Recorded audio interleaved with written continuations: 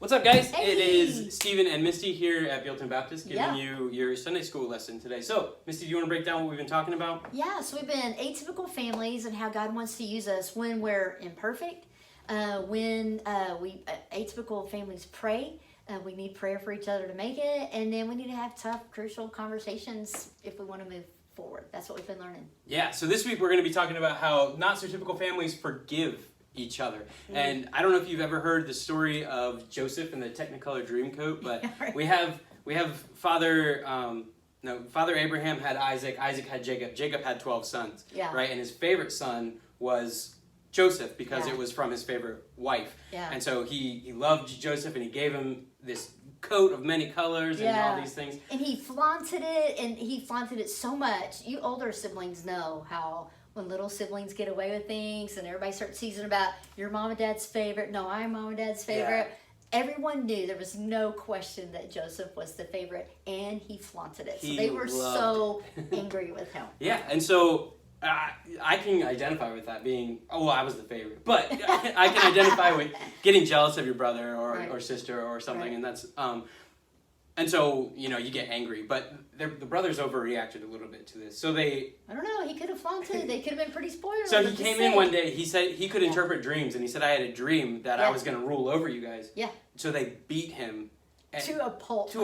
They just beat him. And they were about to kill him. And what they decided, one of the brothers was like, hey, let's be merciful and sell him to these slave owners. We're just going to sell our brother. We're going to make money off of this. These Ishmaelites walked by and they sold them to because they were compassionate for their brother. Can you imagine if your brothers did that to you, or if you hated your brother so much that you did that to them? I can't imagine. So pause button here on building Joseph's character, right? So even though he was flaunting, he was proud, I'm sure by now he's like, what in the world? And he was honest before the Lord and everything, but God still had to refine him, right? Oh, for sure. So he let him actually start out somewhere and people automatically trusted him. He must have been that really cool kind of personality, very trusting.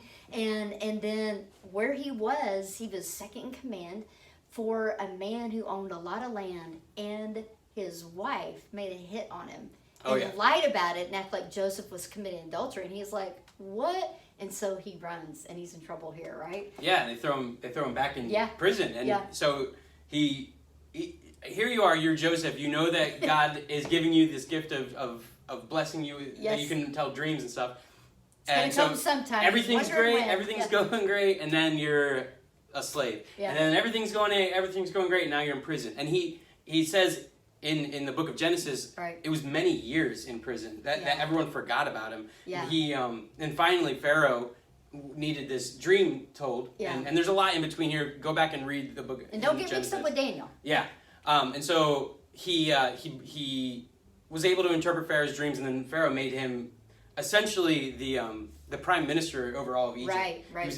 He was in charge of everything. There was a big famine coming, and he had a lot of wisdom. God had given him wisdom, and so he set everything up for the entire nation to handle this famine. So they had food. So the famine comes, and all these countries and everything are poor, and they don't have any grain and stuff, because when that happened, you couldn't just go to Trader Joe's and buy a pizza or something. It was literally, there was no food anywhere. And so now, back to the scene, boom, boom, boom, the brothers come for help, not knowing that Joseph is here yet, right? Yeah, so they didn't recognize him at all. They just go to the prime minister of Egypt, because that's who you go to at this point. And they say, look, we are starving in our country. Can you help us out with some food? And Joseph's looking at him, and you get all the memories and everything going to the slavers and everything. He says, all right. And he threw him in a lion's den and closed the stone. And No. So he sets him up because Joseph has a younger brother, Benjamin, and the father almost died when he lost Joseph, because the father was lied to and told that he had died. And so he sees Benjamin, and he knows that to get their attention, he put something in the knapsack, if you will, and said, hey, you stole this from us. What's going on? And they got real scared. And they had a little meeting, and that's when Joseph revealed himself. And they really got scared. But instead of getting angry and putting them in prison, what does he do? He showed compassion. He showed kindness. He forgave them. And put yourself in those shoes. Put yourself in the shoes of Joseph in that time. You have all this power. Everyone's bowing down to you and everything, and finally you have a chance to get even. You have a chance to settle the score because this is justice. Yeah. And he shows them compassion, and he says, go and bring your family here, and we can take care of you. And that's ultimately how the Jewish nation resided in Egypt when we get to Moses and things further on. And his father was so excited that he forgave, and they embraced, and it was a really holy moment. And then, I don't know, not too long after, the father was old, he was sick, and he actually dies. So now the brothers are terrified again, going, now that the dad is out of the picture, is he really going to get us now? Yeah. And he doesn't. He was continue to show he was true to what forgiveness means, and loving, and just accepting them right where they are. And he even tells them, what you meant for evil, God meant for good. And it was a really cool thing. So maybe in your families during quarantine, your parents were really mean to you, but I'm pretty sure they haven't sold you into slavery. So we have this.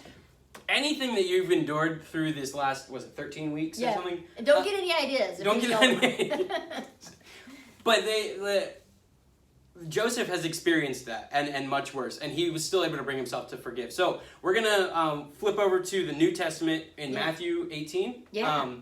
And go for it. Yeah, and so they had questions, the disciples, when they were with Jesus. Fast forward, and they were like, hey, how many times do we actually forgive?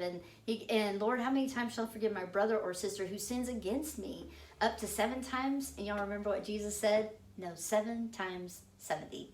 In other words, don't count that up. Don't go do your math. But it just means you keep forgiving, because we're imperfect. All of us are. Absolutely. Absolutely. And then if you flip over to Colossians 3, 12 and 13, it says, therefore, as God's chosen people, holy and dearly loved, clothe yourselves with compassion, kindness, humility, gentleness, and patience. Right.